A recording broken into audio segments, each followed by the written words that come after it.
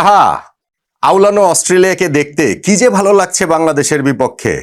Darwin টেস্টের দুটো দিন শেষে এমন একটা অবস্থায় এই মাইটে ওজিরে এসে দাঁড়িয়েছে যেইখানে সেকেন্ডে দুইটা অন্ততপক্ষে ঘটনায় আমার মনে হয় অস্ট্রেলিয়া সত্যি সত্যি আউলায়া গেছে। বাংলাদেশ যে আত্মতৃপ্তিতে ভুগছে না, আমরা যে আয়েশি হয়ে যাইনি, সারাদিনের অনেক অনেক ঘটনা রয়েছে, তবে সবচেয়ে বেশি করে ওই একটা ঘটনায় আমার কাছে। এবং তৃতীয় দিনে কি ঘটনাটা ঘটবে সেইখানটাতে আমার তিনটা জায়গা রয়েছে। বাংলাদেশের জয়ের রেসিপির কথাও সেটা আসলে বলতে পারেন। এই 1, 2, 3 এটা নিয়ে একটু আপনাদের সঙ্গে আলোচনা করতে চাই। ডারউইন টেস্টের দুটো দিন আমাদের রূপকথার মতো কেটেছে, স্বপ্নের মতো কেটেছে, কিন্তু এই রূপকথার পূর্ণতা, স্বপ্নের পূর্ণতার জন্য, অস্ট্রেলিয়ার মাটিতে অস্ট্রেলিয়ার বিপক্ষে টেস্ট জয়ের জন্য আমরা আসলে এখন কি করণীয়, কোন জায়গাটাতে দাঁড়িয়ে আছি, এই সব কিছু মিলে একটু কথা বলতে চাই। আউলে যাওয়া অস্ট্রেলিয়ার কথা বলছিলাম, দুইটা ঘটনা। নাম্বার 1, মিচেল স্টার্কের ওই রকম ভাবে মেজাজ হারানো। এখন বলতে পারেন এটা তো টিপিক্যাল অস্ট্রেলিয়া, অস্ট্রেলিয়া তো এই কাজটা করবে, অবশ্যই করবে। কিন্তু বাংলাদেশের বিপক্ষে যখন তাদের ওরকম করতে হয় তখন বোঝা যায় যে তারা কতটা নড়বড়ে। মিচেল স্টার্ক ও মেহেদী হাসান মিরাজের সেই বাদানুবাদ, কথা কাটাকাটি, তর্কাতর্কি, সেটা নিশ্চয়ই আপনি টেলিভিশনে দেখেছেন। নজর এড়ানোর কথা না, যখন স্টার্কের বলে রান নেওয়ার জন্য ছুটতে গিয়ে মিরাজ বলের দিকে চোখ রেখেছিলেন, এরপরে হঠাৎ করে সামনে স্টার্ক চলে আসার পর ওই পিচের মাঝখান দিয়ে প্রোটেক্টেড এরিয়া দিয়ে তিনি দৌড়েছিলেন। আম্পায়ার কুমার ধর্মসেনা তাকে সতর্ক করেছিলেন, সেটা ঠিক আছে। মিরাজও তার ব্যাখ্যা দিচ্ছিলেন যে না, তিনি ওখানে বলটার দিকেই চোখ রেখেছিলেন বলে এদিক দিয়ে তার আসতে হয়েছে। কিন্তু এর মধ্যে যে হস্তক্ষেপ করে ফেললেন, নাকটা গলিয়ে ফেললেন মিচেল স্টার্ক, মেহেদী হাসান মিরাজের সঙ্গে তর্কাতর্কি করলেন, এবং সেই তর্কাতর্কির এক পর্যায়ে তিনি এমনটাও বললেন যে তুমি কিন্তু এখন আর বাংলাদেশে নাই, বুঝতে পেরেছো? মানে এলাকার ওই পাড়ার রংবাজদের মতো করে আর কি, মাস্তানদের মতো করে একটুখানি একটা হুমকি দিলেন। তো বাংলাদেশে নাই মিরাজ, তো কি হয়েছে এখন? অস্ট্রেলিয়ার মাটিতে খেলছে বলে কি মানে চেঞ্জটা কি হয়েছে? বা বাংলাদেশের মাটিতে খেললে কি প্রোটেক্টেড এরিয়া দিয়ে দৌড়ানো যায়? বিষয়টা তা না, কিন্তু ওই যে মাইন্ড গেম খেলা, ওই যে অস্ট্রেলিয়ারা যে নিজেরাই যে একটা চাপের মধ্যে আছে, বাংলাদেশকে উল্টো চাপ ফিরিয়ে দেওয়ার যে একটা চেষ্টা, মিচেল স্টার্কের ওই মেহেদী হাসান মিরাজের সঙ্গে তর্কাতর্কিতে জড়িয়ে পড়াতে আমার কাছে অন্তত পক্ষে সেইভাবে আমি এটা ইন্টারপ্রেট করতে পারি, নাম্বার 1। এবং নাম্বার 2, অস্ট্রেলিয়া যে আউলে গিয়েছে, দ্বিতীয় দিনের খেলার একেবারে শেষ বলটার কথা মনে করুন। মেহেদী হাসান মিরাজ কাট করেছিলেন যেখানে গালিতে দাঁড়ানো ফিল্ডার ক্যামেরন গ্রিনের কাছে বলটা গিয়েছিল। অস্ট্রেলিয়ানরা ভাই এইসব ক্যাচ অহরহ ধরে, 10টার মধ্যে 9টা, 9:30 তারা ধরে। কিন্তু যেহেতু এইখানটাতে তারা প্রবল প্রেসারের মধ্যে রয়েছে, সেই কারণে তারা ওই জায়গায় নিজেদেরকে স্থির রাখতে আসলে পারেনি। ক্যামেরন গ্রিন পারেননি, ক্যাচটা তিনি ধরতে পারেননি। ক্যাচটা যদি ধরতেন তারপরেও দিনটা বাংলাদেশের হতো, কিন্তু তারপরেও হতো ওই পার্টনারশিপটা অস্ট্রেলিয়া ব্রেক করতে পারতো। অস্ট্রেলিয়া তৃতীয় দিন সকালবেলা একটু রিনিউড কনফিডেন্স নিয়ে নামতে পারতো, সেইটা তারা করতে পারেনি। কেননা বাংলাদেশ 2 দিন ধরে তাদেরকে এমন চাপের মধ্যে রেখেছে। আমি ওই ক্যাচ মিস দুইটা তানজিদ হাসান তামিম একটা বাদই দিলাম, 0 রানে আর 62 রানে যে তার ক্যাচ পড়েছে, তিনি সেঞ্চুরি করেছেন, সেগুলোর কথা বাদই দিলাম। কিন্তু এইরকম মুহূর্তে দিনের খেলা লাস্ট বলটাতে চান্স পেয়েও অস্ট্রেলিয়া সুযোগটা যে কাজে লাগাতে পারলো না, তারা যে আসলে একটু আউলা ঝাউলা অবস্থায় আছে, আমার কাছে অন্তত পক্ষে তেমনটাই মনে হয়েছে।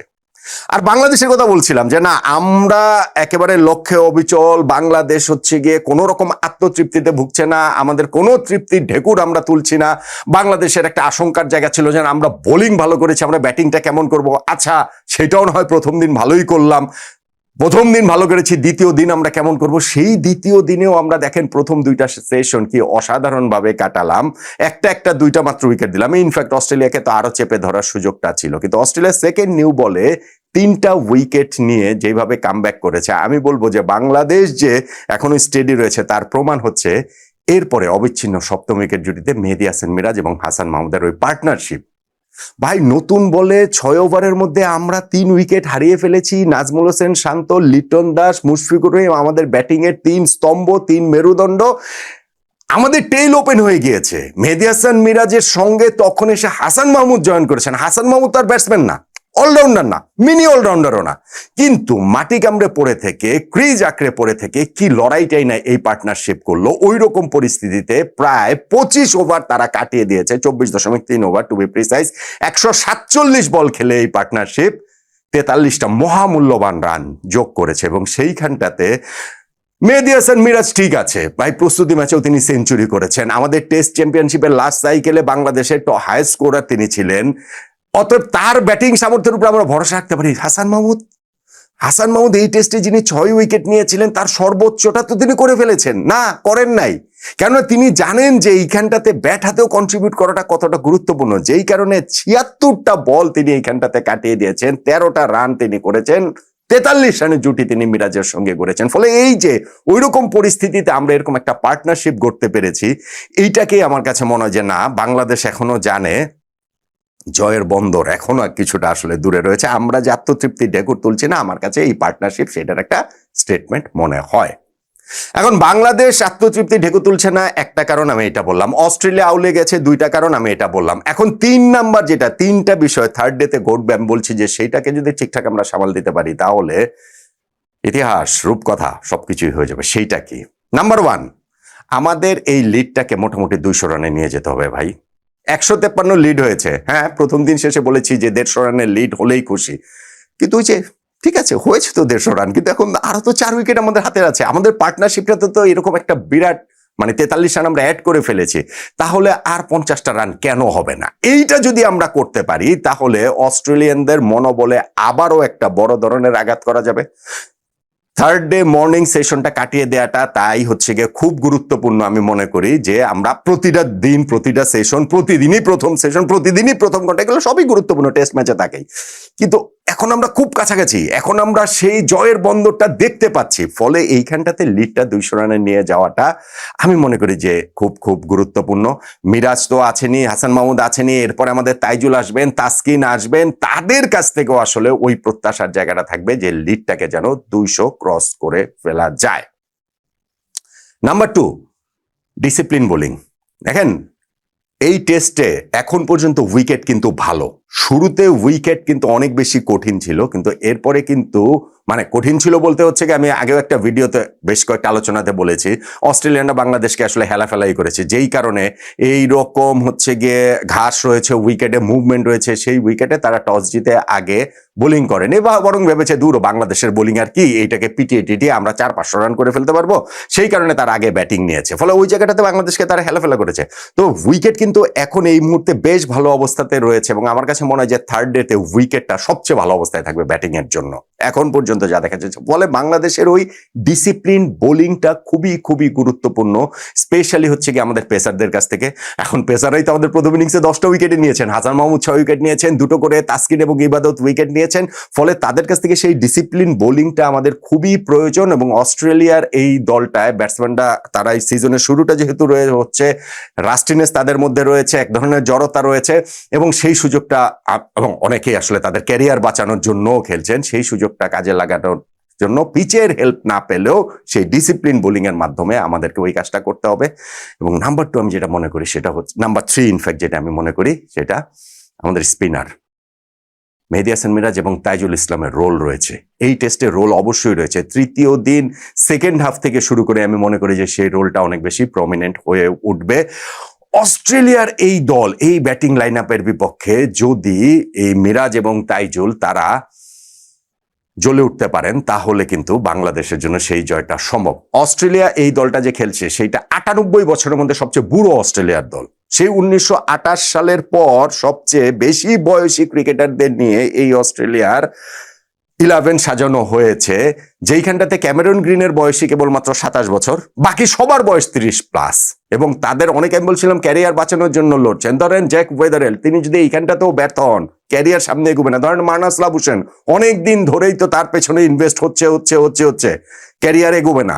ধরেন ক্যামেরন গ্রিন, এই প্রজেক্ট ক্যামেরন গ্রিনের সময়টা ফুরে যাচ্ছে। ফলে এই জায়গাটাতে কিন্তু বাংলাদেশের আসলে অপরচুনিটি রয়েছে, এবং সেইখানটাতে আমি বলছিলাম যে আমাদের শুরুতে পেস বোলারদের ডিসিপ্লিন বোলিং, এবং তারপরে গিয়ে আমাদের ওই 3 পেসারের ডিসিপ্লিন বোলিং এর পর আমাদের 2 স্পিনারের কার্যকরী হয়ে ওঠাটাই বাংলাদেশের জয়ের রেসিপি। সো হিসাবটা খুব সিম্পল আমাদের এইখানটাতে, যেটা বলছিলাম যে বাংলাদেশ যে আউলে যায় নাই তার একটা বড় প্রমাণ সেকেন্ড ডেতে মিরাজ এবং হাসান মাহমুদের পার্টনারশিপ, নাম্বার 1 না। 2টা যে কারণে অস্ট্রেলিয়া আউলে গেছে বলে আমার কাছে মনে হচ্ছে, একটা হচ্ছে মিচেল স্টার্কের ওই বাদানুবাদে জড়িয়ে পড়া মেহেদী হাসান মিরাজের সঙ্গে, এবং দিনের লাস্ট বলটাতে ক্যামেরন গ্রিনে ক্যাচ ছাড়া মিরাজের, এবং যেটা হচ্ছে গিয়ে নাম্বার 3 থার্ড ডেতে আমাদের জয়ের রেসিপি, সেটা হচ্ছে গিয়ে প্রথমত লিডটাকে 200+ করা, দ্বিতীয়ত ডিসিপ্লিন বোলিং করা, তৃতীয়ত আমাদের পেস বোলারদের, এবং তৃতীয়ত আমাদের স্পিনারদের উইকেটের সহায়তা নিয়ে পরের অংশটা থেকে আসলে জ্বলে ওঠাটা।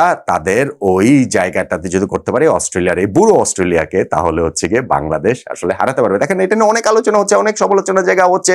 আমি দেখছিলাম যে রিকি পন্টিংও বলছে যে না, অস্ট্রেলিয়ার সিলেক্টরদের আরো সাহসী হওয়া দরকার ছিল, এইখানে তরুণ ক্রিকেটারদের খেলানো দরকার ছিল, তাহলে হয়তো বাংলাদেশের সম্ভাব্য জয়টা একটুখানি প্রশ্নের মুখে থাকতো যে না, বাংলাদেশকে তো একটু হালকাভাবে নিয়েছে, বা এই সিজনে অস্ট্রেলিয়া 20-21টা টেস্ট ম্যাচ খেলবে, তরুণদের বাজিয়ে দেখতে চেষ্টা করছে। এখন তার এসব কোনো কিছু বলার সুযোগ নাই। অস্ট্রেলিয়ার একেবারে মেইন স্ট্রিম টিম খেলেছে ভাই, বাংলাদেশের নাহিদ রানা খেলে নাই, বাংলাদেশের প্রিমিয়ার পেস বোলার খেলে না। অস্ট্রেলিয়া কাউকে যে খেলছে না, বিষয়টা ওইরকম না। কিন্তু আমরা যদি এখন থার্ড ডেতে এই কয়েকটা রেসিপি ফলো করতে পারি, অস্ট্রেলিয়াকে বিগ পার্টনারশিপ করতে না দেই, যেইটা আমাদের ইনিংসে হয়েছে, 102 রানের পার্টনারশিপ, মুমিনুল এবং তানজিদের 93 রানের পার্টনারশিপ, শান্ত আর হচ্ছে গিয়ে তানজিদের, তারপরেও আরেকটা 66 রানের পার্টনারশিপ শান্ত মুশফিকের, এরকম বিগ পার্টনারশিপ যদি আমরা করতে না দেই, তাহলে হয়তোবা ইতিহাস, তাহলে হয়তোবা রূপকথা আমাদের জন্য এই টেস্টটাতে অপেক্ষা করে আছে। তৃতীয় দিন যেতে যেতে এই টেস্টের ছবিটা আমরা আরো একটু পরিষ্কারভাবে দেখবো, আরো একটু পরিষ্কারভাবে কি আমরা জয়টা দেখতে পাবো অস্ট্রেলিয়ার মাটিতে, অস্ট্রেলিয়ার বিপক্ষে বাংলাদেশের টেস্ট জয়।